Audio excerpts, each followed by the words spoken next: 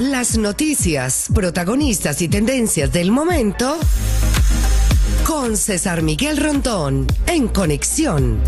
La voz que cuenta la historia mientras ocurre. Muy buenos días. Son las 9 en punto de la mañana de este martes 27 de febrero del año 2024. En este momento, usted está sintonizando en Conexión por Éxitos 107.1 FM, la emisora del sur de Miami, Territorio Éxitos. En su teléfono celular, usted también nos puede escuchar si descarga la aplicación Actualidad Media Group. Usted la descarga gratuitamente. Y si entra en www.éxitos107.com, además de escucharnos, nos puede ver. Muy buenos días. Saludo aquí a Guillermo Useche desde... Guillermo dice que su hijo Christopher cumple años y tiene 7 años viviendo en República Dominicana. Felicidades pues a Christopher. Jesús Grajirena.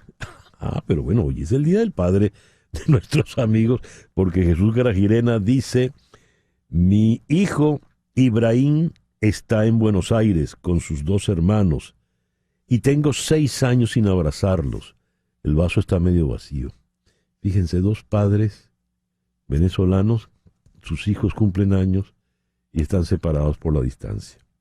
Nelsa Vivas, Alfredo y Marianela nos saludan desde Toronto. María Isabel Vargas en Palmersville. Hugo Boscán está en Tenerife. María Alejandra Alfonso en Gainesville, Florida.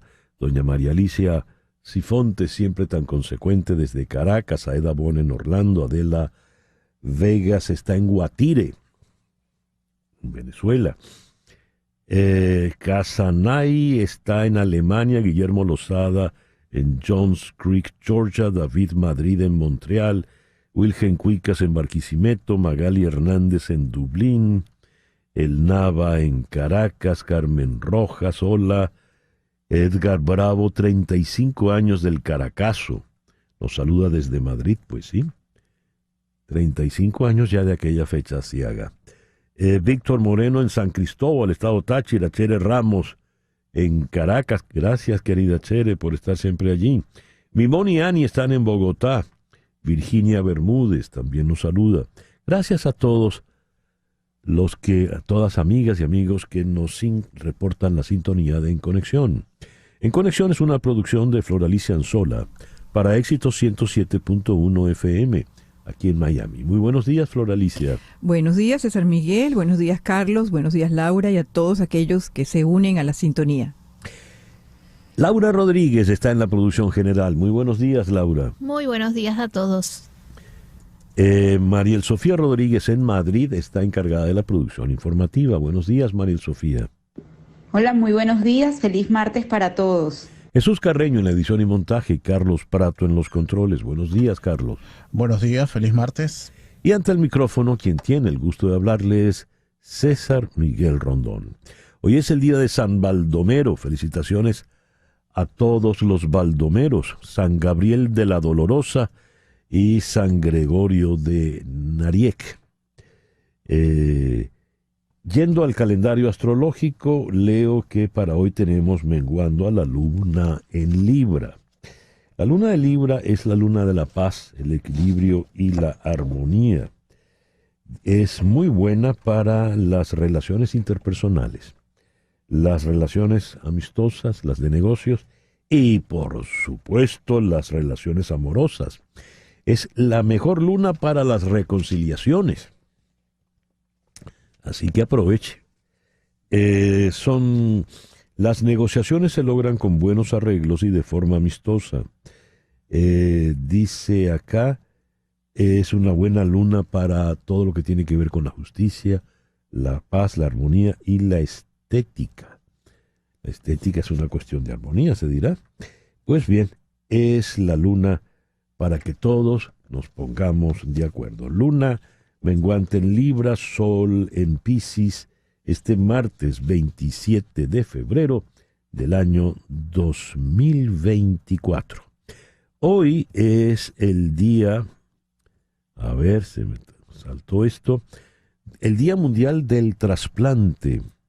Se busca homenajear a todos los profesionales de la salud que se dedican a esta tarea.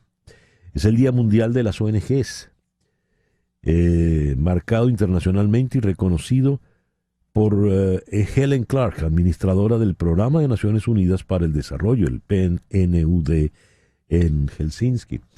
Importante que sea el Día de las ONGs cuando en Venezuela el régimen trata de llevar adelante una ley precisamente para eliminarlas. Día Internacional del Oso Polar. El oso, no la cerveza. Dice aquí, fue proclamado por la organización Polar Bears International. Se centra en proteger a las madres y a los cachorros, dándoles mayores oportunidades de supervivencia. Es el Día Mundial de la Esterilización Animal y es el Día de la concienciación sobre la anosmia. Dice aquí, la anosmia es la pérdida del sentido del olfato y su impacto conocido como anosmia. Debe ser raro, ¿no? El no poder oler. Bueno, muchos pudieron pasar temporalmente por esta en los tiempos del COVID, sobre todo el COVID inicial. A ver, para hoy, 27 de febrero, nuestro programa lo vamos a comenzar en Caracas con el doctor Omar Tosta Ojeda. Él es el abogado defensor de los integrantes del partido 20 Venezuela de María Corina Machado, que ya tienen varias semanas detenidos. En Atlanta vamos a conversar con el profesor en la Facultad de Leyes, Timothy Litton, a propósito de lo que ha ocurrido con el caso de los embriones en Atlanta. Hubo un accidente, a una persona se le caen los tubos donde están muy congelados los embriones ya fecundados, se pierden esos embriones, los familiares, los padres demandan, y luego de un proceso de demandas y contrademandas, la Corte Suprema de Alabama decide que los embriones son niños vivos, con todos los derechos de los niños nacidos. ¿Qué implica una decisión de esa envergadura? Eso es lo que vamos a conversar con el doctor Litton. En Caracas vamos a conversar con el ingeniero electromecánico Juan Carlos Rodríguez Adrián. A 5 años de aquel apagón nacional, ¿en qué condiciones está el sistema eléctrico en Venezuela? En Washington vamos a conversar con Rafael Bernal, periodista de The Hill. El Congreso se enfrenta a una semana tormentosa y a una eventual paralización del gobierno el próximo viernes si no se ponen de acuerdo con el presupuesto. Y aquí en Miami, el próximo jueves será presentada Foto Bolsillo, una exposición con las fotografías de ese gran fotógrafo venezolano que fue Luis Brito. Esto será en el Coral Gables Museum y al respecto vamos a conversar con Leonardo Aranguibel, presidente de la Fundación Luis Brito.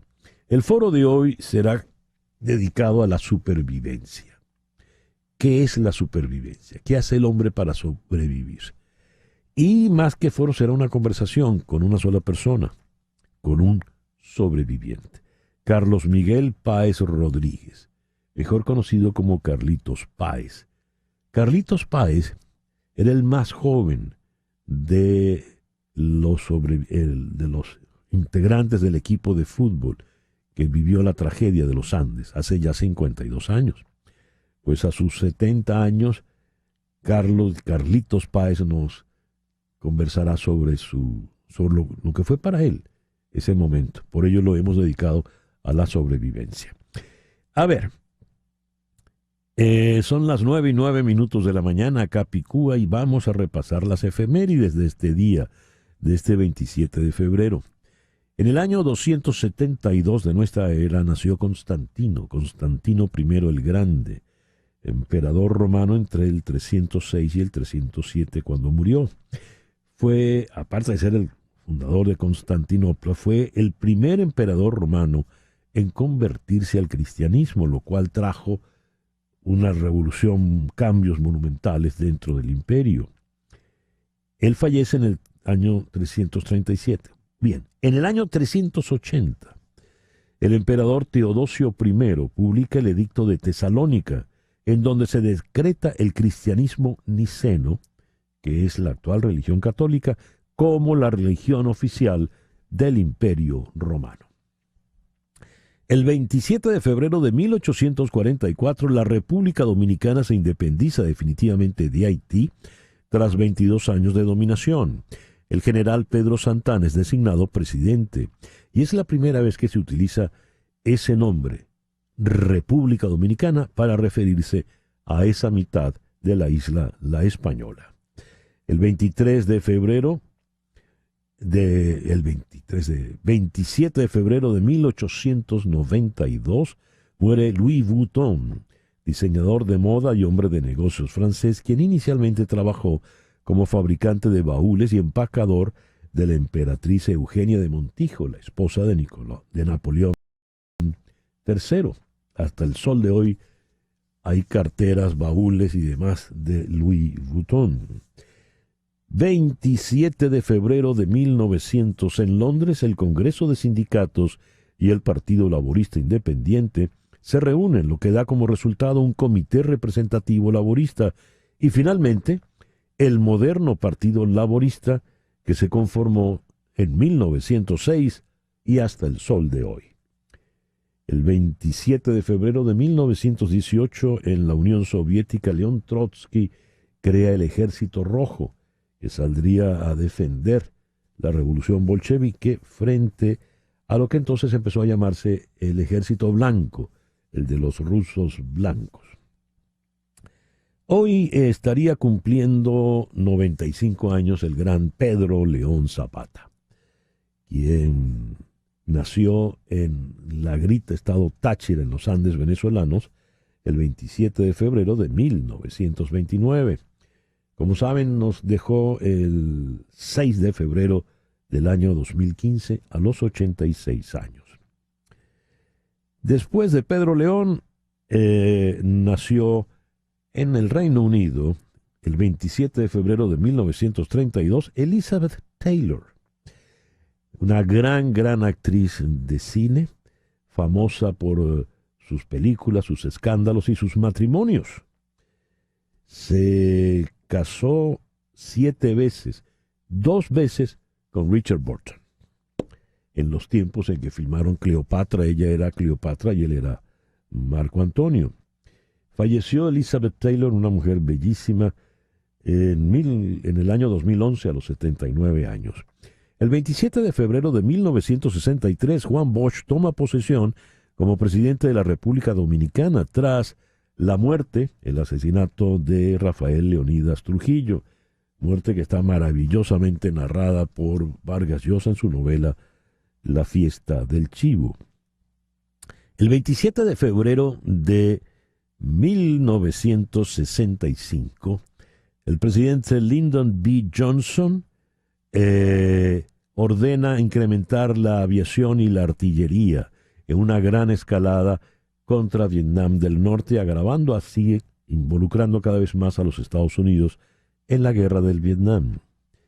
Y 35 años atrás, el 27 de febrero de 1989, en Caracas se inician una serie de manifestaciones y saqueos conocidos como el Caracazo. La nota de la efeméride dice: luego de la implantación de un paquete de medidas económicas por el gobierno del socialdemócrata Carlos Andrés Pérez con supervisión del Fondo Monetario Internacional. Esta acotación hay que ponerla en duda, hay que ponerla entre comillas, porque con los años todavía no está preciso el origen del Caracazo, pero no fue solo una manifestación espontánea, eso sí se da como un hecho al sol de hoy. Yendo al mundo de la música, el 27 de febrero de 1814 se estrena la Sinfonía número 8 en Fa mayor de Ludwig van Beethoven. Ese es el primer movimiento allegro vivace y con brío. El 27 de febrero de 1923 nació Dexter Gordon. Gordon fue un gran saxofonista tenor, fue una de las influencias fundamentales de John Coltrane. Eso ya basta para darle un lugar importante en la historia del jazz, pero Dexter Gordon también tiene un lugar en la historia del cine. En 1986 fue nominado como mejor actor por la película de Bernard Tavernier, Round Midnight. En realidad Dexter Gordon se representó a sí mismo, pero era un papel, entre comillas, ficticio. Falleció en 1990 a los 67 años. Y el 27 de febrero de 1945 nació Carl Anderson. El editorial con César Miguel Rondón. 35 años atrás, la ciudad de Caracas se vio sorprendida por manifestaciones múltiples en todos los sectores de la ciudad. En el este, desde Petare, en el oeste, desde Catia, y se dijo que estas manifestaciones eran fruto de las medidas implementadas por Carlos Andrés Pérez días antes. Recordemos que esto ocurrió el 27, apenas 25 días después de que Pérez tomase posesión en un fastuoso acto, no en el Congreso de la República, sino en el Teatro Teresa Carreño, porque el Congreso resultó pequeño para los múltiples invitados, desde Fidel Castro hasta el vicepresidente de Estados Unidos. Se iniciaba para muchos lo que sería el regreso a la gran Venezuela, el regreso a aquella Venezuela despilfarradora que caracterizó al primer gobierno de Pérez. Pero Pérez venía dispuesto a enmendar sus errores, a enmendar sus desafueros. Recomiendo la lectura de los artículos que han firmado los economistas Miguel Rodríguez y Miguel Ángel Santos en el portal La Gran Aldea. Allí ellos explican con lujo de detalles cómo se estaba viviendo en aquellos años y hacia dónde apuntaba el plan, el paquete de medidas. Rodríguez, quien era el ministro de Cordiplan, le llamaron, el mote sarcástico para referirse a él fue precisamente paquetico, porque él fue el artífice del paquete. Pero otros hilos se movían, y estos otros hilos que en la subterfugios, pues digamos, alborotaron la situación, terminaron en el caos de aquellos días en las calles. Y vinieron los saqueos. Los saqueos que no eran para llevarse la comida. Se saquearon televisores a color, se saquearon electrodomésticos, se rompieron todas las vidrieras frágiles, se rompió todo, la ciudad se volvió un caos. Y vino entonces la represión, el toque de queda. El ministro de la Defensa, Ítalo del Valle Aliegro, fue puesto al frente de la situación. Se trajeron soldados jovencitos inexpertos desde el interior de la República para tratar de controlar el caos, y todo fue peor. Sin duda, es una fecha oscura en la historia reciente de Venezuela. Sobre todo porque sirvió como gran excusa para que unos años después apareciera en el panorama un más oscuro aún, históricamente hablando, comandante de paracaidistas. 35 años ya, y lo que es peor, todavía hay muchos que sueñan y añoran con un nuevo Caracazo. 9:21 de la mañana, vamos a hacer una pequeña pausa y al regreso venimos con las noticias más importantes de este martes 27 de febrero. Esto es En Conexión por Éxitos 107.1 FM en Miami. Y a las 9:25 de la mañana vamos con las noticias más importantes de este martes 27 de febrero. Comenzamos con una de última hora que nos llega desde México. Sujetos desconocidos asesinaron a Armando Pérez Luna, aspirante de la oposición mexicana a la alcaldía de Marabatío, municipio del estado de Michoacán. Pérez Luna, del opositor Partido de Acción Nacional, PAN, sufrió el ataque cuando conducía un vehículo compacto de su propiedad cerca de un local comercial donde recogería a sus familiares. 5 horas antes, un par de sicarios asesinaron en el estacionamiento del Hospital San Ángel al médico Reyes Zavala, quien era aspirante del gobernante Movimiento de Regeneración Nacional, Morena, a la alcaldía de Marabatío. En esa zona operan los cárteles Jalisco Nueva Generación, la familia michoacana, los Correa y los Caballeros Templarios, que se disputan el control de diversas actividades ilícitas en el oriente de Michoacán. Durante el mes de enero, al menos 5 candidatos o aspirantes a un cargo de elección popular murieron asesinados en México, según informó recientemente la organización civil Data Cívica. En medio de la esperada revancha entre el presidente Joe Biden y el expresidente Donald Trump, la frontera sur y los problemas de inmigración se han convertido en el centro del debate electoral. Biden y Trump viajarán a la frontera sur este próximo jueves. Biden viajará a Brownsville, Texas, en el Valle del Río Grande, un área que a menudo ve un gran número de cruces fronterizos, según informó la secretaria de prensa de la Casa Blanca, Karine Jean-Pierre. Se reunirá con agentes fronterizos y discutirá la necesidad de una legislación bipartidista. Sería su segunda visita a la frontera como presidente. Viajó a El Paso, en la frontera con México, en enero del año pasado.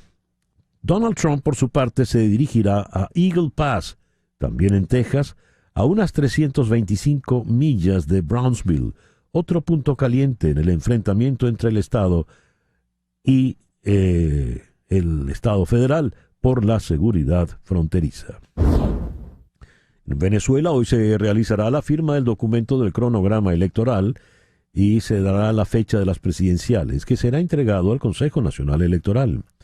Desde el 5 de febrero, la Asamblea Nacional Chavista realiza rondas de consultas del llamado Diálogo Nacional, en la que participan organizaciones políticas, religiosas y empresariales para discutir sobre el cronograma electoral que presentarán al CNE.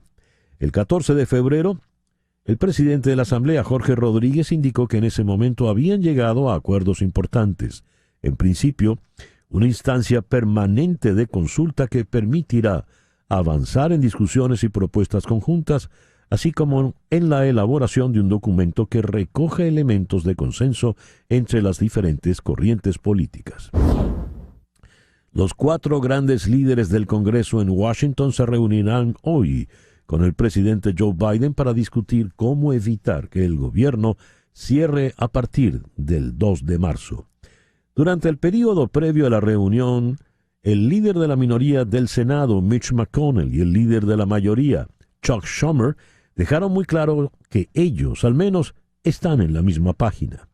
Como siempre, la tarea que tenemos entre manos requerirá que todos remen en la misma dirección, hacia apropiaciones limpias y lejos de las píldoras venenosas, dijo textualmente el republicano McConnell, y agregó que creía que había tiempo suficiente para mantener al gobierno financiado. Schumer, el demócrata, dijo que se habían logrado buenos avances en las negociaciones sobre gastos, pero que nuestros colegas republicanos de la Cámara de Representantes todavía están luchando por entenderse a sí mismos. El Parlamento húngaro votó ayer para ratificar la oferta de Suecia de unirse a la OTAN, poniendo fin a más de 18 meses de retrasos que frustraron a la alianza mientras buscaba expandirse en respuesta a la guerra de Rusia en Ucrania.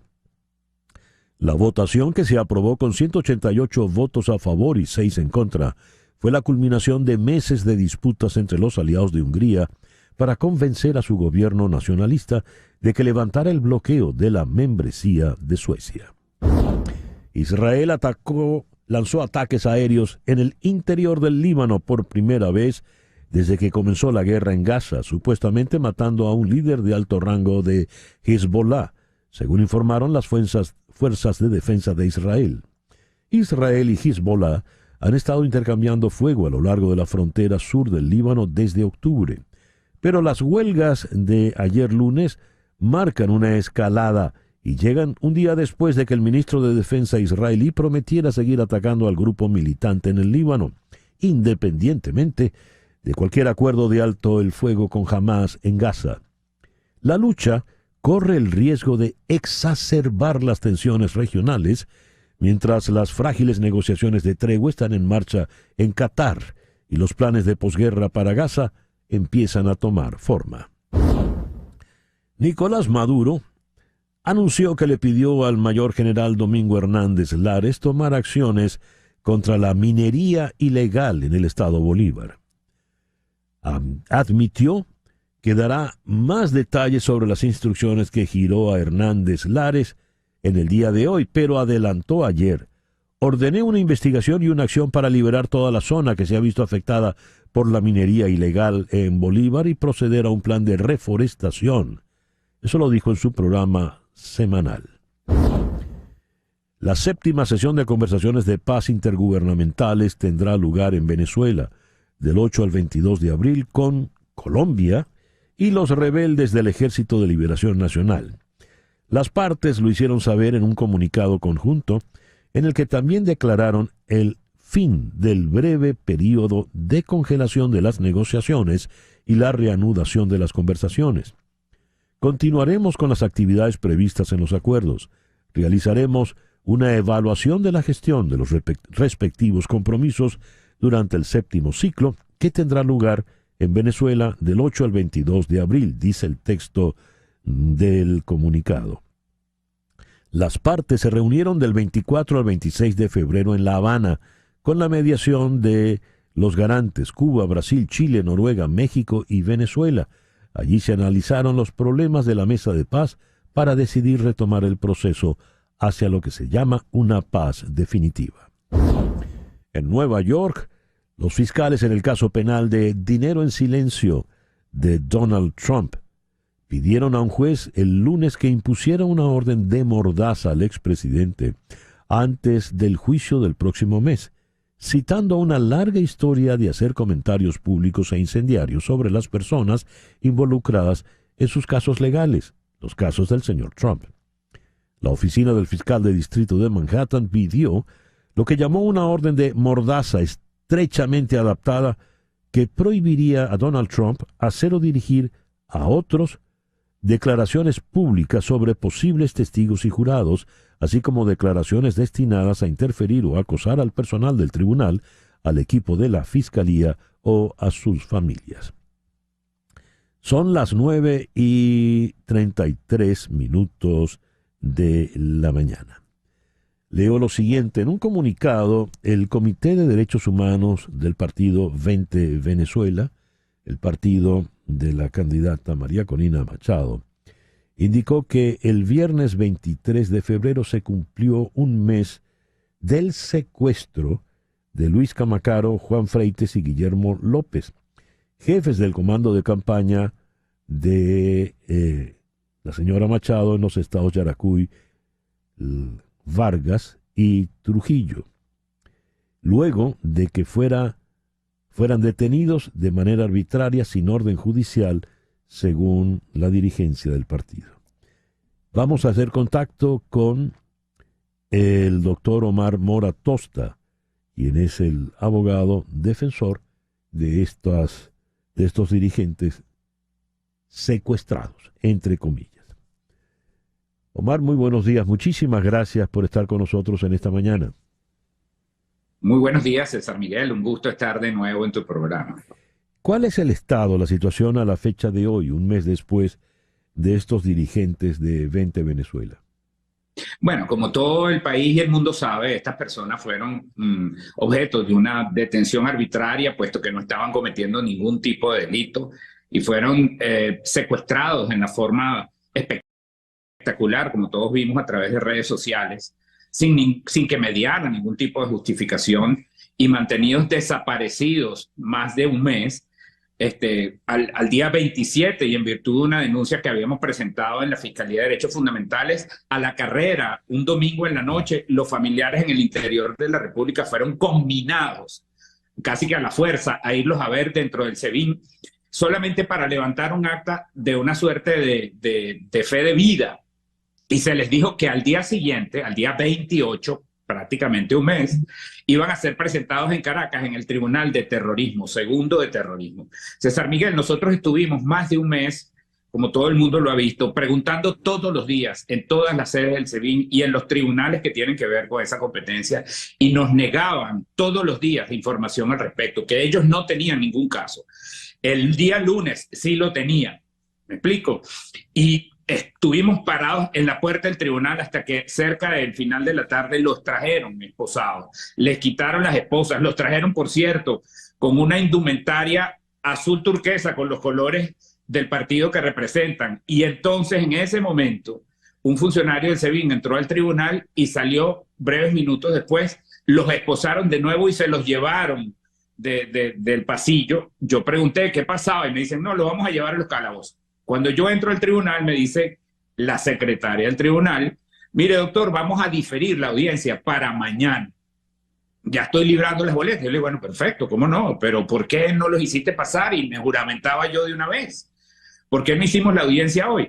Bueno, esa es decisión del tribunal. César Miguel, al otro día, a primera hora, me llevo la gran sorpresa de que me dicen en mi cara, en un evidente bochorno, en una desfachatez absoluta y una violación de los derechos de estas personas, que la audiencia se llevó a cabo a medianoche con una defensa pública que ellos le imponen. Estas personas, desde ese momento hasta hoy, siguen sin tener la defensa privada que ellos han querido tener y que se merecen, y siguen aislados, en cierta forma, de todo lo que tiene que ver con el debido proceso y el respeto a sus garantías.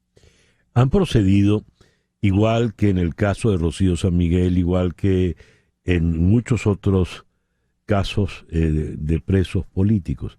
¿Por qué le están negando la legítima defensa a estos detenidos, Omar? Mira, César Miguel, nosotros, todos los defensores de estos casos y los defensores de derechos humanos, hemos visto un endurecimiento en el patrón de persecución que es muy peligroso, porque hemos visto una suerte de situación que se ha repetido en estos casos. Primero, la detención tipo secuestro, después la desaparición forzada, posteriormente el impedimento de que estas personas juramenten o constituyan una defensa privada que realmente haga el trabajo de defenderlos. Porque si te pones a ver en otros casos, pues lamentablemente la defensa pública en estas situaciones no es, digamos, la que ejerce la defensa correctamente de estas personas, sino que es una suerte de jarrón chino en estos procesos. Entonces, realmente lo que se busca es que no los defiendas, lo que se busca es que no hagas el trabajo que hay que hacer. Y por eso evitan a toda costa que los defensores privados hagamos nuestro trabajo y asumamos el control de la defensa para el desmontaje de todas estas imputaciones falsas que se le hacen a estas personas. Mencionaste que cuando se le presentan a los familiares y a ti estos detenidos, era como una suerte de fe de vida. Me gustaría que ahondases en el concepto, porque algo parecido se dijo del encuentro único que se ha dado entre Miranda y su madre, la doctora Rocío San Miguel. También se habló de algo como una suerte de fe de vida. ¿Qué es esto? Bueno, la fe de vida, te podrás imaginar a un mes de que una persona es llevada a la fuerza, que se sabe o se presume quién se la llevó, pero que después tú preguntas consuetudinariamente en los sitios donde debería estar detenida, o preguntas a las autoridades que la tienen o que supuestamente la tienen y te dicen no tener información o no te dan información o te la niegan ex profeso, ya entonces te podrás imaginar la angustia que sufren los familiares. Y durante un tiempo tan prolongado como un mes prácticamente de esa detención, luego de que has presentado recursos como un habeas corpus que fue declarado improcedente a un mes de presentado y no decidido en las 96 horas que corresponde, con haber presentado denuncias de desaparición forzada ante la Defensoría del Pueblo y la Fiscalía, que a un mes de esas denuncias ocurra en horas de la noche de un domingo y obliguen a la familia a ir a suscribir un acta como para justificar, mire, ya los vio, están vivos y mañana los van a llevar a un tribunal. Caramba, esto es absolutamente irregular, César Miguel, porque te podrás imaginar que entonces cuál es la angustia que viven esas familias y que la viven en este momento también. Porque entonces ahora las visitas que pudieran tener las personas en circunstancias normales de estos casos, que por supuesto no lo son, porque estos son casos completamente injustos, porque estas personas no han cometido ningún delito, pero en todas partes del mundo las personas tienen acceso a sus abogados y a su familia y a las visitas de manera periódica como esté establecido, y sin embargo en estos casos no es así. Entonces es como una suerte de fe de vida el lograr ver a tu ser querido en un momento de angustia y determinar, sí, está bien, está viva. O sea, pero eso no nos puede contentar, por favor. Esto no se puede normalizar. Nosotros tenemos que escandalizarnos con esto. Claro. Omar, te agradezco mucho que nos hayas atendido en el programa de hoy. Un abrazo para ti y para todos los radioescuchas. Siempre es un gusto estar contigo. Gracias. El doctor Omar Mora Tosta es el abogado defensor, aunque no le han dejado juramentarse como tal, de los dirigentes detenidos o secuestrados del partido 20 Venezuela de María Corina Machado. Nos habló desde Caracas. Son las 9:42 de la mañana. Hacemos una pequeña pausa. Al regreso, la Corte Suprema de Alabama ha decretado que los embriones fecundados in vitro para una posterior fecundación in vitro son niños vivos. Niños no nacidos, pero niños ya. De eso nos ocupamos al regreso. Esto es En Conexión por Éxitos 107.1 FM en Miami. En un momento regresamos con César Miguel Rondón. En Conexión por Éxitos 107.1 FM. César Miguel Rondón está en Conexión por Éxitos 107.1 FM. Y a las 9:45 de la mañana hacemos contacto con Hani Martínez Ward, tu abogada de accidentes. Hani, muy buenos días, muchas gracias por atendernos. Muy buenos días. Y bueno, estamos aquí todos súper ocupados porque en el final del mes lo que hacemos en nuestras oficinas es cerrar casos, cerrar y cerrar casos. Usualmente tenemos muchos abogados que están en el proceso de la negociación con la compañía de seguro y en esta semana nos enfocamos en cerrar los casos. Si usted quiere un abogado que se enfoque en su caso, es importante tener el abogado correcto. Siempre le digo, busquen Hani Martínez Ward en Google. Van a ver más de 5 estrellas. Ahí como en los restaurantes, tú pones oficina de Hani Martínez Ward, te va a salir 3,778 reviews, más de 3,000 reviews de personas que dicen 5 estrellas y dicen que han tenido buenos resultados, que le ha gustado nuestra oficina y que le ha gustado el trato que le dimos, pero aparte el dinero, la compensación monetaria. ¿Por qué? Es súper importante. Hani, ¿por qué tantas 5 estrellas? ¿Qué diferencia a tu oficina, a tu escritorio de los demás? Bueno, hay mucha diferencia. Número 1, somos especializados en accidentes. Cuando usted dice Hani Martínez Ward, la compañía de seguros sabe que estamos dispuestos a pelear el caso hasta el final. Cuando usted dice Hani Martínez Ward, saben que nuestros clientes han pasado el proceso de buscar evidencias, fotos, videos, la cámara de policía que sale cuando el policía llega a la escena del accidente, que está en el pecho, las grabaciones de 911, la caja negra digital de los carros que están, todas estas evidencias que, aunque un abogado diga una cosa y el otro abogado diga lo otro del otro lado, las evidencias no se pueden refutar, y eso es lo que hace un caso sólido y eso es lo que hace ganar un caso. Muy bien, la importancia de negociar es clave en estos casos, y ustedes son los que se encargan de esa negociación, Hani. Exactamente, nosotros nos encargamos de todo, tenemos abogados de prelitigio que son los que están ahí encargados a negociar.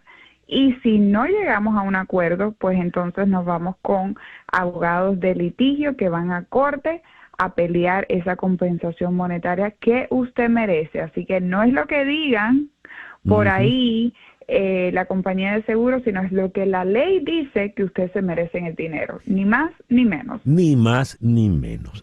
Así es. Por ello usted debe tener el teléfono de Hani Martínez Ward en su celular, en la memoria de su celular, porque el accidente no avisa. ¿Cuál es ese número que usted debe tener? Es muy fácil de memorizar. 855-DOLOR-55. 855-DOLOR-55, que equivale a 855-365-6755. Hani, dijiste, estamos cerrando el mes y estamos ya cerrando casos. ¿Cuál es el balance que tienen al cierre de este mes de febrero? ¿El balance de qué? El balance de casos y de dinero logrado para tus clientes. Bueno, con todos los clientes que hemos cerrado, hemos recuperado nada más este mes $8 millones para nuestros clientes. Eso es importante saberlo. Esos son palabras mayores. Un aplauso, Hani. Más de 8 millones de dólares para sus asegurados. ¿Ve por qué debe tener ese número? 855-DOLOR-55. 855-DOLOR-55, que equivale a 855-365-6755. Te felicito, Hani, qué maravilla. Solo en el mes de febrero. Arrancando el año. Muchas gracias, Hani, por acompañarnos. Muchísimas gracias. Hani Martínez Ward, tu abogada de accidentes. 855-DOLOR-55. Las noticias de este momento en Conexión Radio. ¿Qué noticias tenemos en este momento, Flor Alicia? Bueno, el presidente mexicano Andrés Manuel López Obrador defendió su decisión de difundir el número de teléfono privado de la periodista del New York Times después de que ella solicitara comentarios sobre las acusaciones de que sus aliados recibieron dinero de los carteles de la droga tras su elección. Pues el presidente mexicano, que ahora enfrenta una investigación oficial mexicana sobre este asunto, dijo que su autoridad estaba por encima de la ley. ¿A quién será que se parece? Y criticó a YouTube por eliminar el video que mostraba el número de la jefa de la oficina en una carta que ella había enviado a la oficina del presidente. YouTube lo retiró como una medida de protección de los derechos de esa persona, protección a la privacidad como corresponde, pero él pues está, como dice, por encima de la ley. Claro, porque todos estos populistas cuando dicen yo tengo que defender la dignidad del pueblo, y en realidad está hablando es de él, sí, ellos identifican el pueblo soy yo y solo soy yo. Es decir, Hugo Chávez cuando hablaba del pueblo, hablaba era de él. Así es. Y eso mismo le pasa a este señor López Obrador. Y cuando él da el número del teléfono de la periodista, ¿para qué lo hace? Pues para causarle daño a la periodista, para que la llamen, le acosen, en fin. El macho López Obrador. Bien, gracias, Flor Alicia. Son las 9:51. Música. Ocurre un accidente en una clínica. Alguien manipula los tubos congelados donde están los embriones. Por estar tan congelados se le queman las manos, lo suelta, caen al piso, se rompen y se pierden esos embriones. Los padres de esos embriones demandan.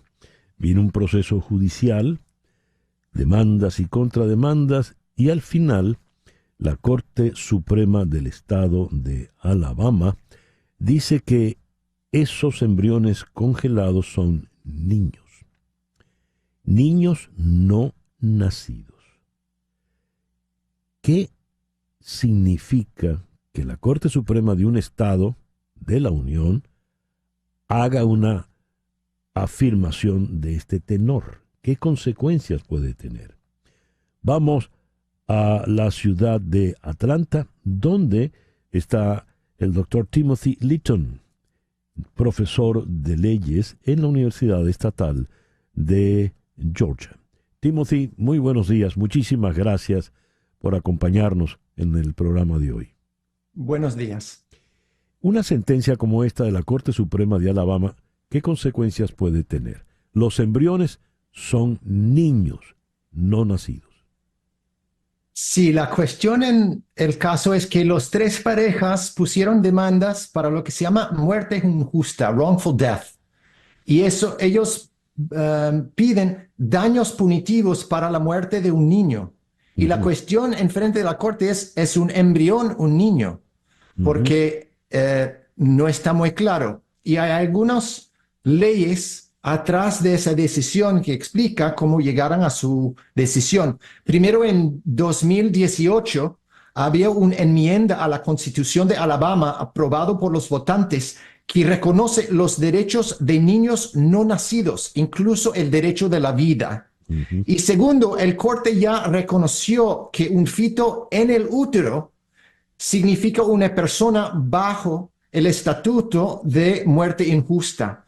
Entonces, la cuestión es si eso debe ser extendido a un embrión fuera de útero. Y eso fue la decisión de que si tenemos ya reconocimiento de el feto dentro del útero como una persona jurídica, tenemos también que reconocer el embrión fuera del útero, y ellos hablan o llaman a esa persona un niño extrauterino.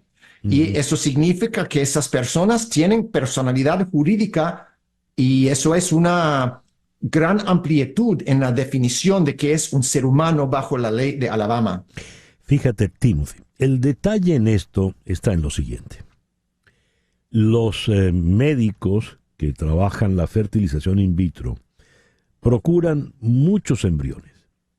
¿Por qué? Porque no todos logran tener éxito una vez que están ya en el útero. Si todos los embriones, por decisión jurídica de la Corte Suprema, son niños no nacidos, ¿qué le va a pasar al médico que descarta estos embriones porque no pudieron fertilizar, porque no pudieron progresar? Porque la decisión es demasiado amplia. ¿Qué puede ocurrir entonces? Los médicos están asustados. Han cerrado algunas clínicas, ¿no? ¿Cómo ves el problema, Timothy? Un médico que tiene una clínica en Alabama ahora, que está guardando los embriones congelados, los tiene que preservar. Y si no los preservan, pueden caer bajo de esa ley y ser sujeto de un daño civil para muerte injusta, para pagar por el muerte de ese, lo que se llama un niño extrauterino. Pero además hay una cuestión abierta de que eso también puede ser extendido a posibles cargos criminales para el homicidio. La Corte no llegó a dar respuesta a esa cuestión hasta ahora, pero están en la progresión de tratar de crear una consistencia, un tema consistente por toda la ley de Alabama, y por eso llegaron a decidir que no solamente un feto dentro del útero, sino también un embrión afuera del útero es ser humano bajo la ley de Alabama. Y si eso sigue, se puede llegar al nivel en que una persona en una clínica que no tiene utilidad para los embriones que están preservando, pueden ser bajo cargos criminales para homicidio contra un ser humano. También se ha restringido de una manera muy brusca los tratamientos de fertilización in vitro, el FIV, dentro de Alabama. Yo creo que eso también tiene implicaciones políticas en las elecciones que vienen, porque eso es no solamente la política de aborto, sino también ahora política de privacidad, de tratamiento para tener hijos. Claro, si corro yo como médico, digamos, corro el riesgo de ir a la cárcel bajo pena criminal por haber asesinado a un niño no nacido por una decisión médica con relación a un embrión, a lo mejor cierro la clínica y me dedico a otra disciplina. La preocupación que está en este momento a raíz de la decisión de la Corte Suprema de Alabama es que esto reduzca, limite los procesos de fertilización in vitro, que dicho sea de paso es la única esperanza que les queda a muchas familias con severos problemas de fertilidad. ¿Qué puede ocurrir en el futuro entonces, Timothy?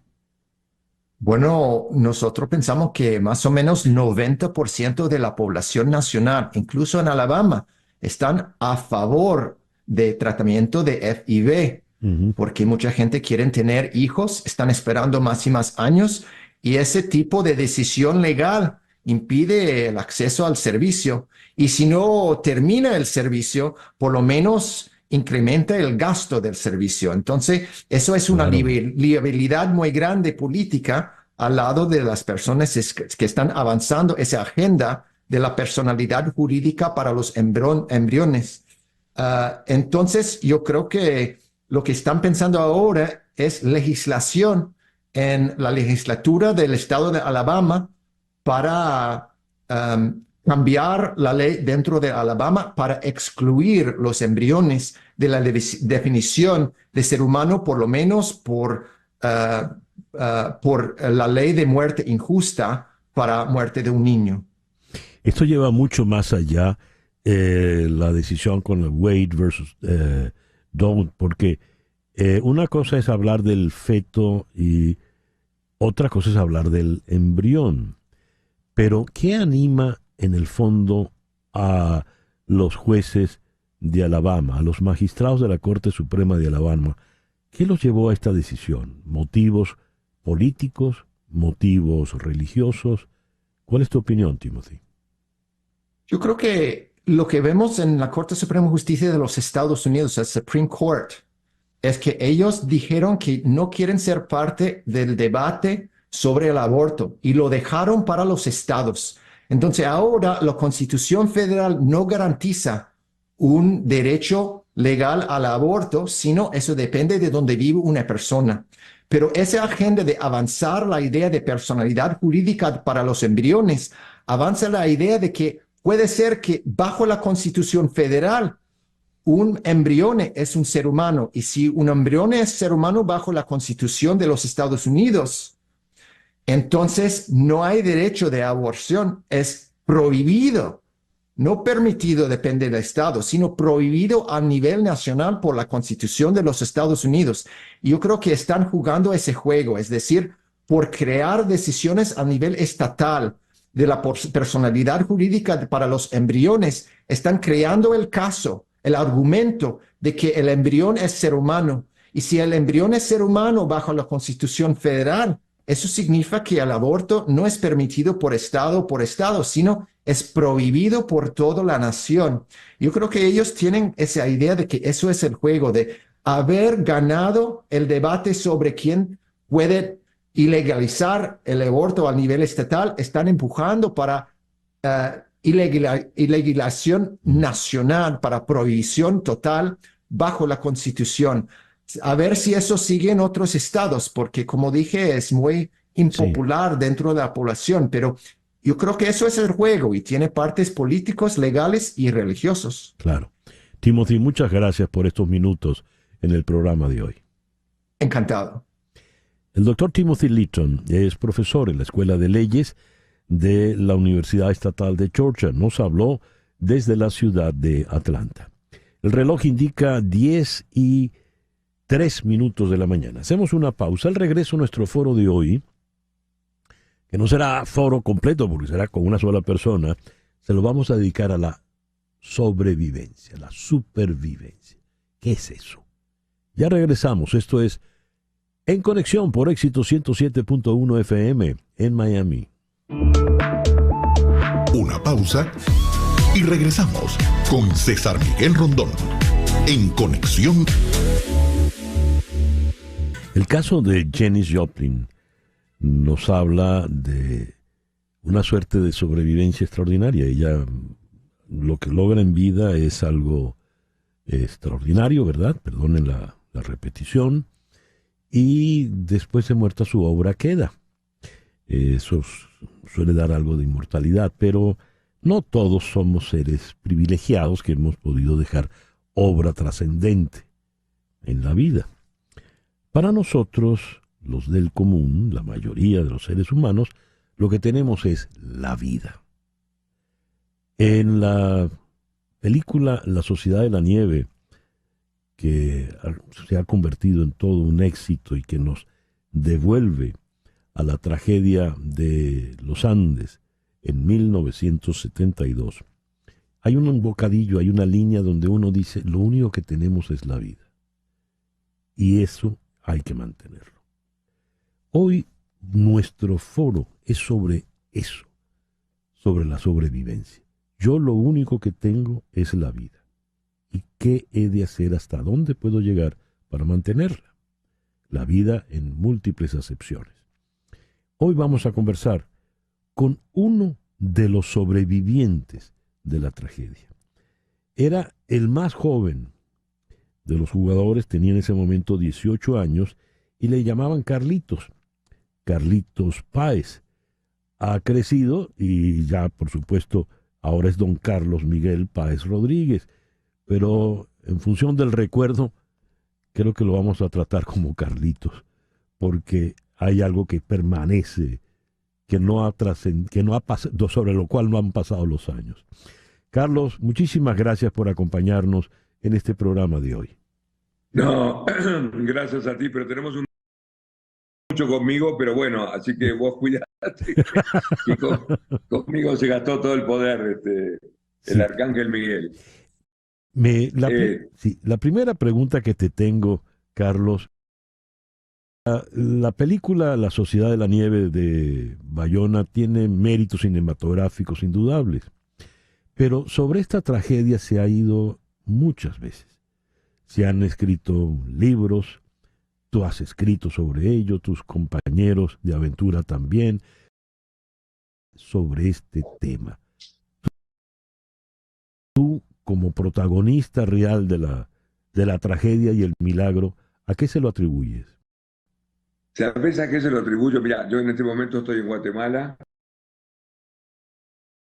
10 conferencias en distintos países, y creo que protagonizada por gente común. O sea, cualquiera pudo haber estado en esta historia. Incluso tú podías haber estado. No es un mérito mío, no es un mérito de uruguayo, no es un mérito de rugbyistas, es un mérito del ser humano común. Por eso, fíjate que es una historia de 51 años,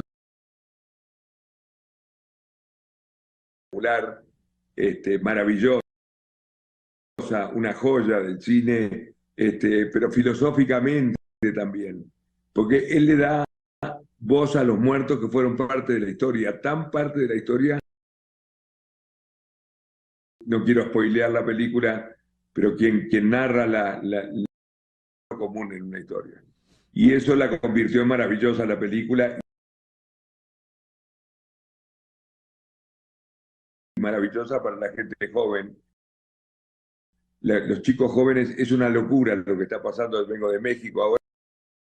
Porque los jóvenes que viven en un mundo de la inmediatez se dan cuenta que también se pueden vivir historias con un proceso largo como el nuestro, de 70 días, con sus noches en una historia increíble de supervivencia, porque nosotros no teníamos nada, no teníamos recursos de ninguna especie, no nos buscaban más, y sin embargo no servía para nada.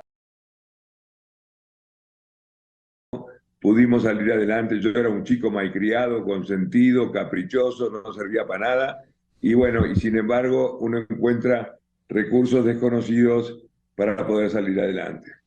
Ese chico malcriado, caprichoso, el hijito de papá, mamá, el niño rico, mimado, consentido, ¿qué aprendió en esa circunstancia tan extrema? Bueno, aprendí, mirá, el otro día un periodista me hizo una pregunta que nunca me la habían hecho. ¿Tú qué día naciste? Me dice, ¿el 22 de diciembre, que fue el día que aparecieron, o el 13 de octubre, que fue el día que se cayeron? Yo le digo, yo nací el 13 de octubre, el día que nos caímos.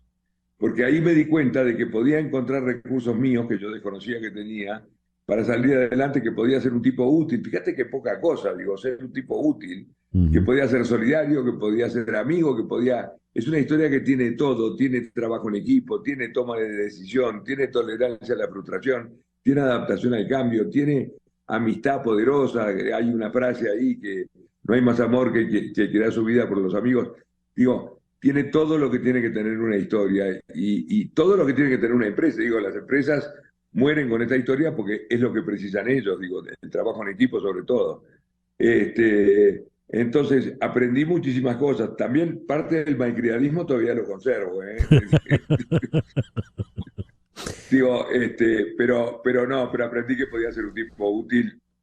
A los 18 años yo tenía niñera, imagínate, César, Sí. que era la que me había hecho la valija para el viaje. O sea que ese era el personaje que se encuentra en el medio de los Andes, a 4.200 metros de altura, con 29... Yo nunca había visto un muerto en mi vida antes. Y estaba sin mi mamá, sin mi papá y sin mi niñera. Y fíjate, cuando tengas al de 18 años ahí cerca, te vas a dar cuenta de lo que yo te estoy diciendo. No había PlayStation tampoco, no había como juegan los chicos ahora, digo, no teníamos absolutamente nada. Y sin embargo, todos juntos hicimos una historia increíble y la hicimos posible.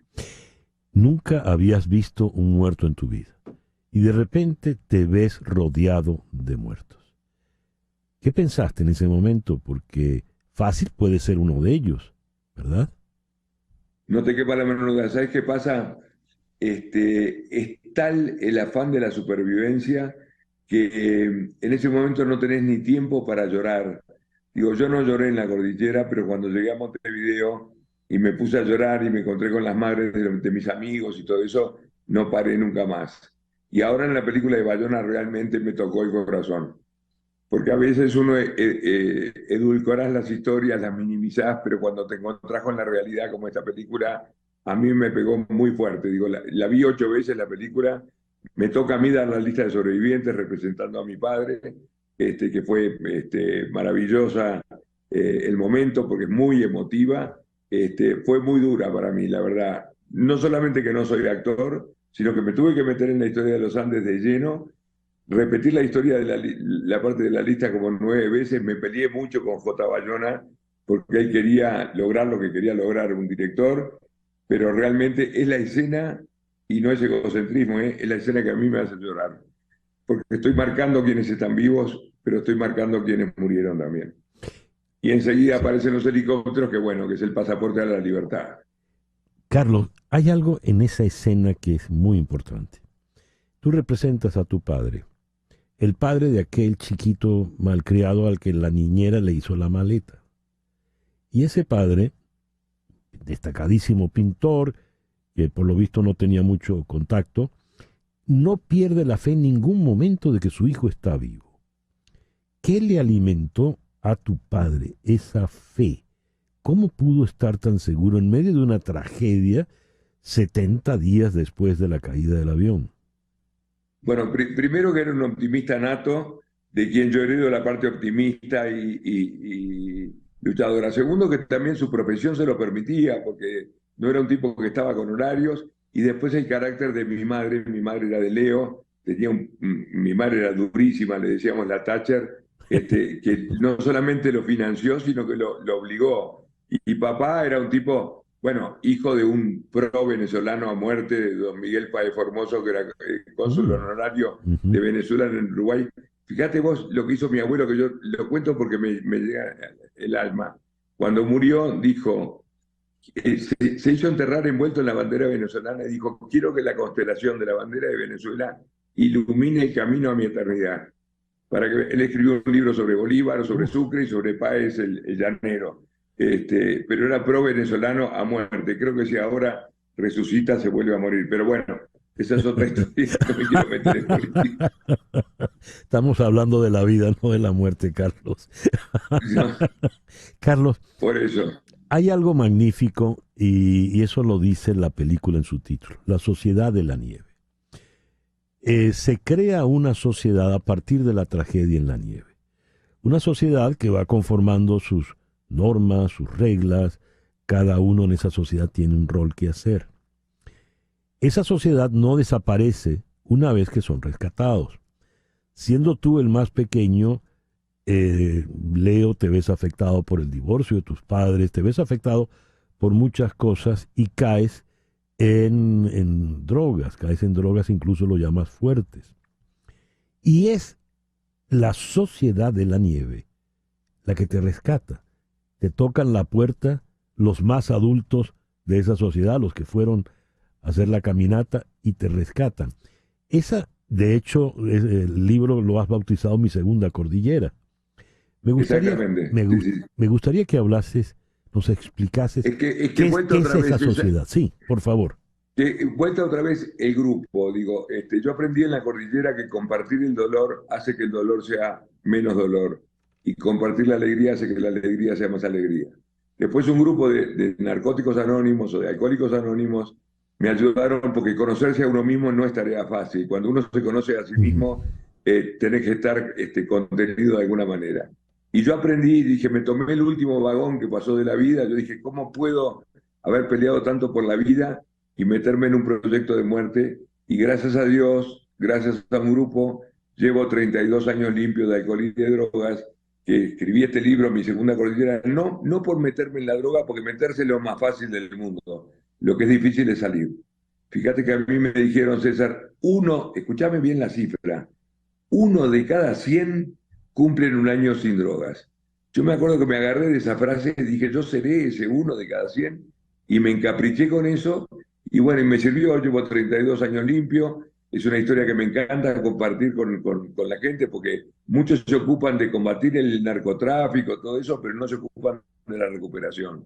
Y la recuperación es importante. Digo, de hecho, yo pasé a ser un hombre nuevo, pasé a ser un nuevo nacimiento. Tuve mucho tiempo en mi vida que ni siquiera me acuerdo, y ahora tengo todo este tiempo, lo tengo muy presente. Y bueno, y me encanta compartirlo, me encanta poder ayudar, porque alguien cuando yo empecé también me ayudó.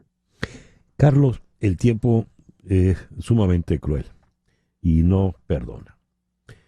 A ver, al comienzo de esta breve conversación, en la que has sido muy gentil y muy generoso, dijiste, el verdadero impacto en la historia está en que es la sobrevivencia de hombres del común, seres comunes.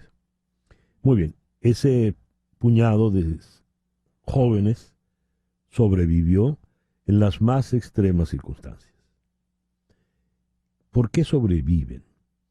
¿Eres tú un elegido? ¿Le quitaste toda la cuota al arcángel San Miguel, como dijiste al comienzo? ¿Pero por qué tú sobreviviste?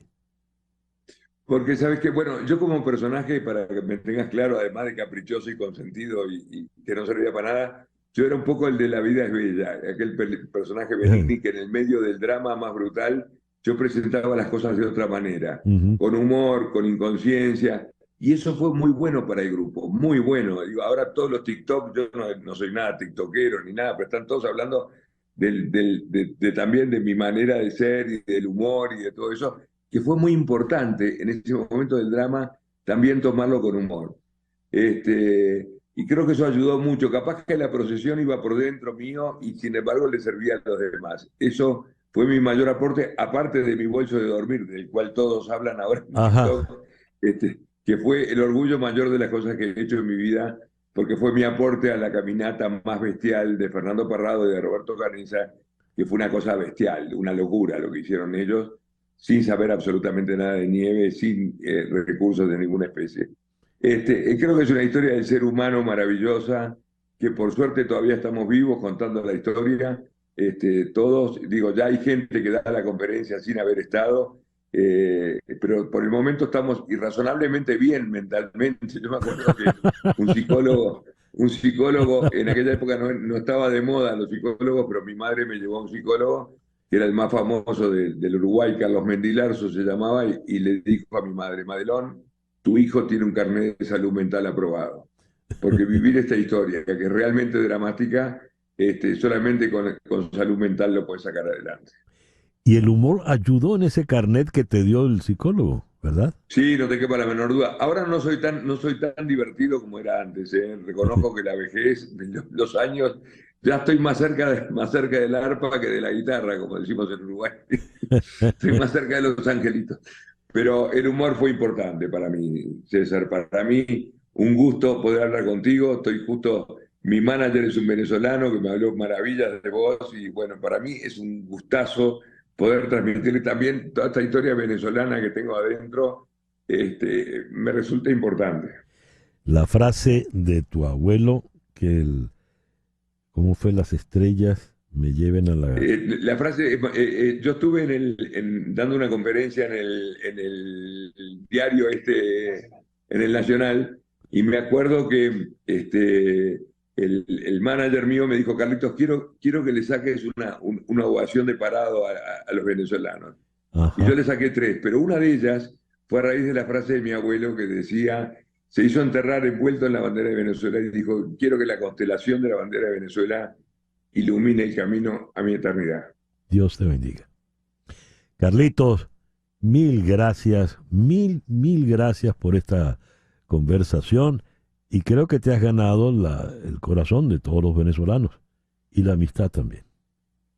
Bueno, les mando un abrazo con toda la fuerza, y vean la película varias veces porque tiene muchos mensajes la película. Yo la vi 8 veces, dura la película, pero tiene unos mensajes muy, muy poderosos.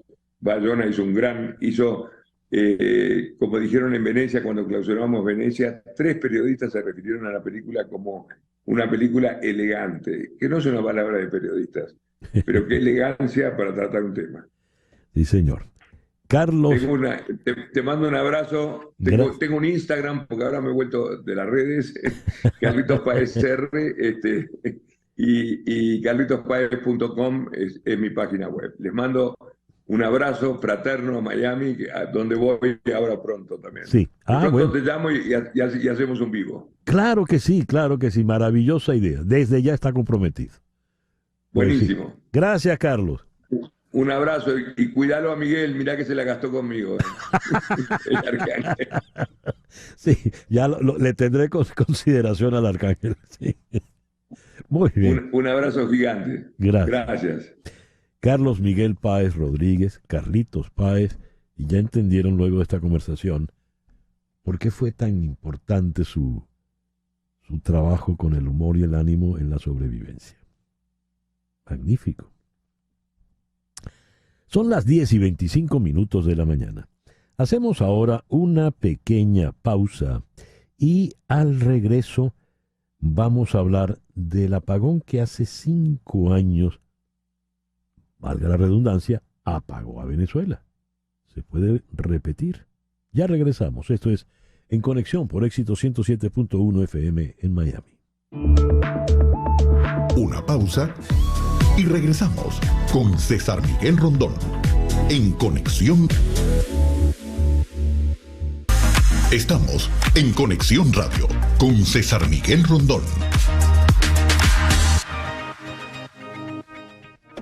Son las 10:28. Canero Fadul Immigration es una firma de abogadas de inmigración que ofrece servicios de inmigración laboral, familiar y humanitaria. Su equipo de trabajo busca soluciones y la mejor alternativa para establecerse en los Estados Unidos. Para concertar una cita, llama al 305-579-9218. 305-579-9218. Di que llamas de mi parte y la primera consulta será gratis. También puedes escribir a inmigraya@canerofadul.com. Canelo Fadul Immigration, reputación, confiabilidad y efectividad. El 7 de marzo del 2019, Venezuela quedó a oscuras. Un gran apagón dejó sin suministro eléctrico a prácticamente todo el territorio nacional entre 5 y 7 días continuos. Evento que se repitió luego entre el 25 y el 29 de marzo del mismo año. Un informe publicado por HUM Venezuela, una ONG dedicada al monitoreo y seguimiento de la emergencia humanitaria compleja en el país, destaca que el aumento de las fallas eléctricas y déficit en servicios esenciales afectó a 68,2% de la población solo el año pasado. ¿Puede repetirse un fenómeno como el del 2019 en Venezuela? Se lo preguntamos al ingeniero electromecánico Juan Carlos Rodríguez Adrián, del Comité de Expertos del Observatorio Venezolano de Servicios Públicos. Juan Carlos, muy buenos días. Muchísimas gracias por acompañarnos. Hola César, muchas gracias por la invitación. ¿En qué situación se encuentra el sistema eléctrico en Venezuela? ¿El riesgo de otro apagón masivo está latente o ya no? Bueno, fíjate, tú sabes que nosotros en el observatorio hacemos las mediciones cada 3 meses, cada 4 meses, desde el punto de vista de percepción ciudadana, de acerca de cómo percibe el ciudadano la calidad de los servicios públicos que está recibiendo. Y básicamente monitoreamos 12 ciudades principales a lo largo y ancho de Venezuela: Caracas, Valencia, Barquisimeto, Barinas, San Fernando de Apure, Punto Fijo, Maracaibo, Mérida, San Cristóbal, Por la Mar, Barcelona y Ciudad Bolívar. De manera que tenemos un espectro bastante grande y una radiografía bien actualizada de lo que es la situación eléctrica. Para responderte a tu pregunta inicial, bueno, no hay sistema eléctrico que sea infalible. Siempre hay la posibilidad de que ocurra una falla y que si por X o Y razón no es atendida con el sistema de protecciones, pudiera pues indudablemente generar un efecto cascada, como pasó en abril del 2019, efectivamente, una falla en el sistema de transmisión de alta tensión, creo que fue el tramo Patio 1 Guri-Malena, que es una de las tramas más importantes en 800.000 voltios, porque imagínate como la autopista más grande para transitar energía, ¿no? Y al haber un problema ahí, y por razones que todavía no están bien claras, el sistema también de generación hidroeléctrica fue afectado. Y eso tardó 5 o 6 días casi en todo el territorio nacional a oscuras para poder recuperar la falla. ¿Se puede repetir? Bueno, indudablemente, como te digo, no hay sistemas que sean infalibles. Si se vulneran los límites de transmisión, porque podemos hablar un poquito sobre eso, al no tener suficiente generación termoeléctrica disponible de manera regional y local, se obliga a traer grandes paquetes de energía desde los centros de producción en Guayana. Me refiero a Guri, Macagua y Caruachi. Y eso se hace a través del sistema de transmisión en alta tensión y con el sistema interconectado nacional. Entonces, aunque tú tuvieras toda la energía disponible en Guayana, el límite es la capacidad de transmisión y de transporte de esos cables. Recuerda que mucha de esa cantidad de energía se quedaba en Guayana para las empresas básicas. De manera que el sistema de transmisión nunca se diseñó ni se construyó para sacar toda la energía desde Guayana hacia el resto del país, solamente una fracción de ella. Entonces, dependiendo de cuál sea la capacidad de transporte y el estado de esas líneas, si tú no sobrepasas esos límites de operación y cuidas que el sistema tenga holguras operacionales, es decir, no esté trabajando a tope, pues no debería ocurrir una falla similar. Sin embargo, a menos que hubiera una falla catastrófica en algún equipo o algún evento sobrevenido, por supuesto que pudiera repetirse, como hemos visto en otros países también que suceden fallas, por ejemplo en Houston y en Ecuador ahorita hay una crisis eléctrica bastante importante por falta de agua. Entonces, bueno, sí. De manera que si no viene esa crisis, ese fenómeno extraordinario, no debería volver el apagón. Te repito, si se respetan los límites de operación de los sistemas de transmisión y de alguna manera se aprendió, yo creo que todos aprendimos lo que no es tener energía eléctrica claro, en el país a partir de abril 2019. Sí, creo que Corpoelec tiene el cuidado de mantener los límites de operación de transmisión. Yo de verdad no creo que pudiera haber algo muy bien. Similar. Juan Carlos, muchísimas gracias por atendernos en la mañana de hoy. Estábamos hablando con el ingeniero Juan Carlos Rodríguez Adrián, del Comité de Expertos del Observatorio Venezolano de Servicios Públicos. Habló desde Caracas, 10:36. Las noticias de este momento, en Conexión Radio.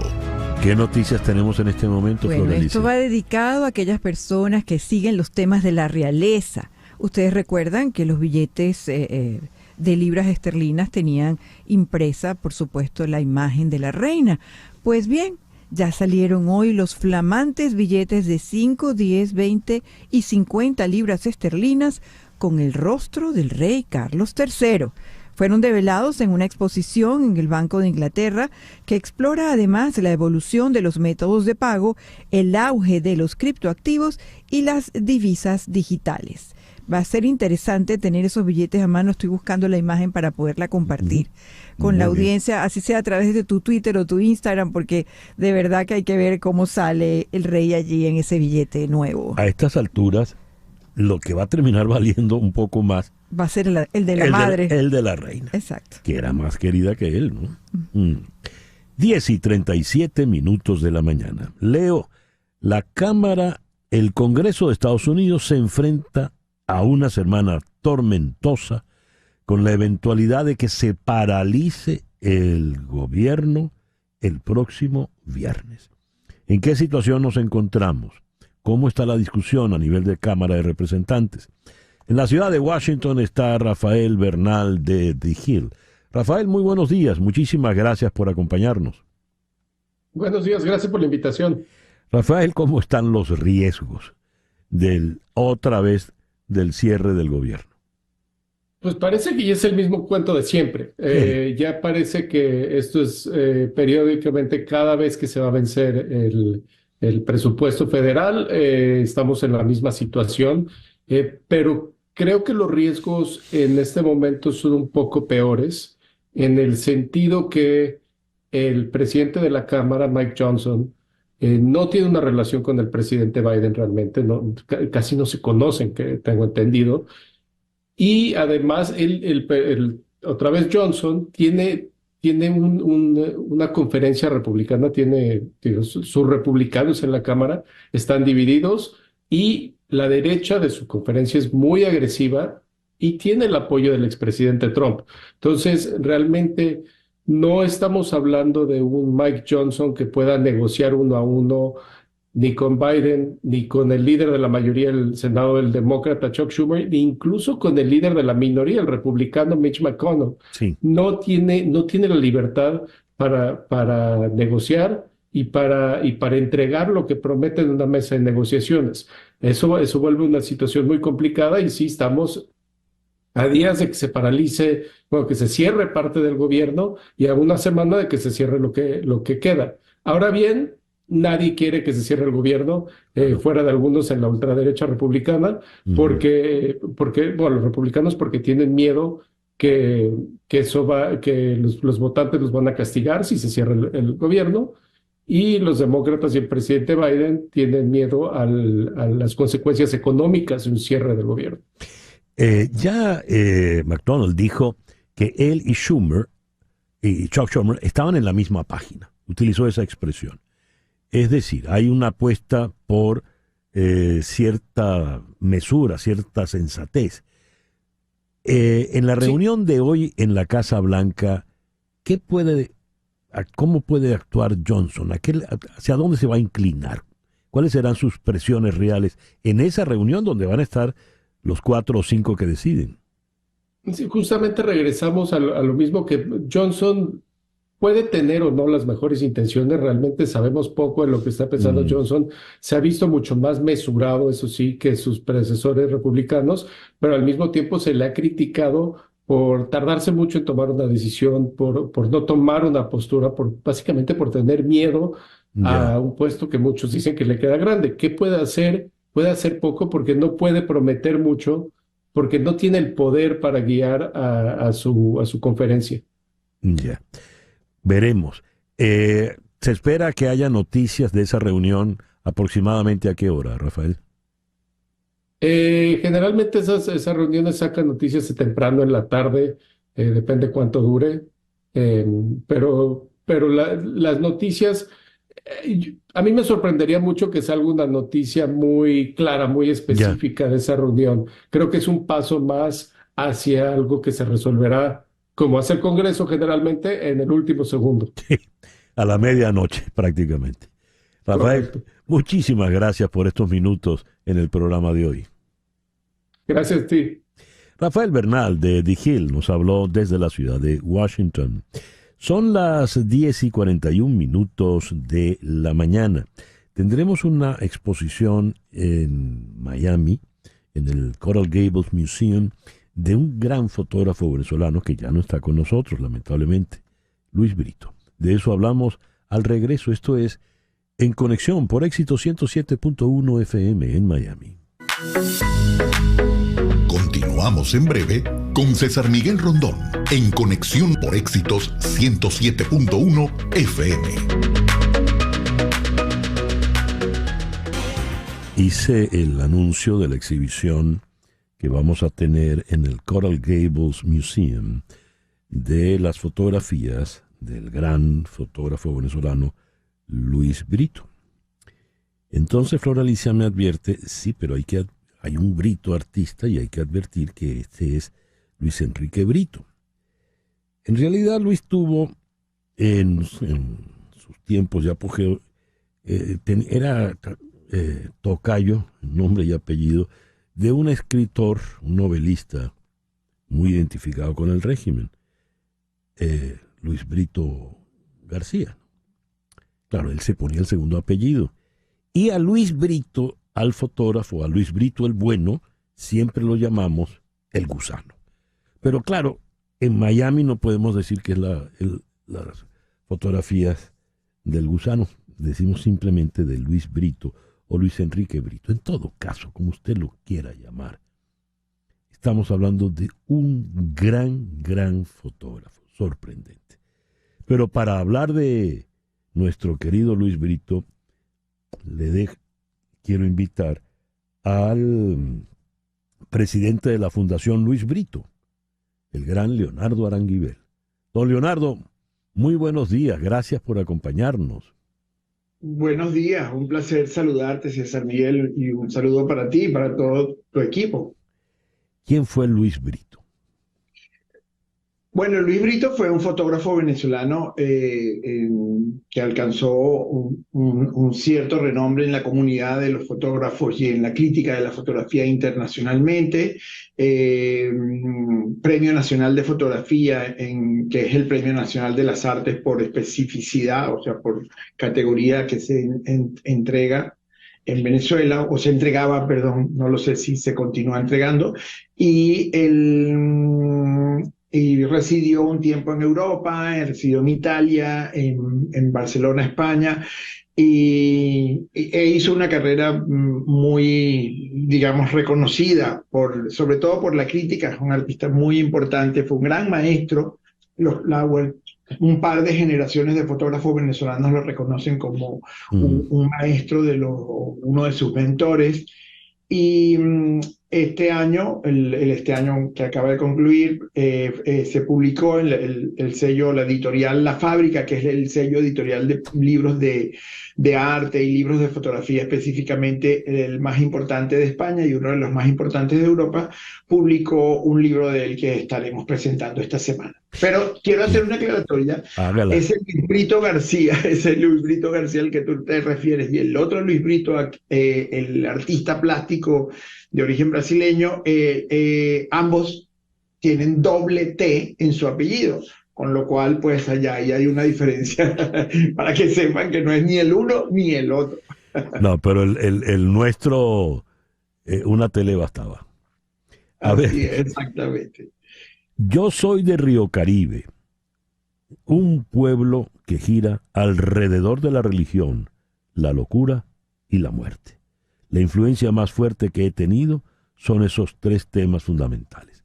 Confesión del propio Luis Brito. Solo quiero acotar, Río Caribe es un pueblo muy pequeño en el estado Sucre, en el extremo oriental de Venezuela, y bañado pues por las aguas del Caribe Sur, que son las aguas del mar venezolano.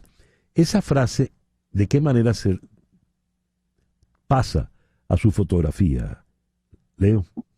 Bueno, yo siempre he dicho que la fotografía para él era un instrumento. Yo pienso que era mucho más un poeta, un narrador, que encontró en la fotografía una manera de expresar las cosas que él sentía, y pudo haber sido el cine, pudo haber sido la poesía, pudo haber sido, e incluso son, digamos, expresiones artísticas que él exploró en su momento. Al comienzo quería ser cineasta. De hecho, cuando él viaja a Europa por primera vez a estudiar cine en Roma, y termina haciendo fotografía cuando se dio cuenta que era como que el elemento que mejor dominaba, el instrumento que mejor controlaba para poder expresar las cosas que él sentía. Y las cosas que él sentía son esas, y están muy bien descritas, con esos tres elementos: la muerte, la soledad, digamos, son la religión, son las cosas que él trabajó en profundidad en su